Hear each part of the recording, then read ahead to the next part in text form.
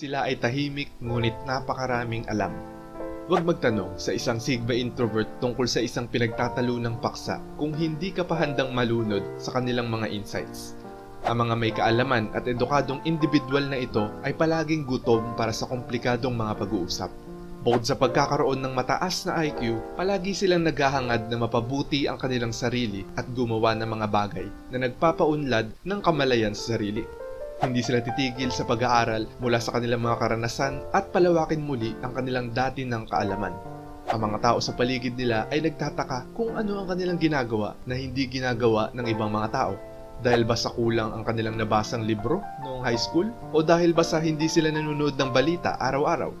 Well, ang lahat ay nagmumula sa open-mindedness at curiosity.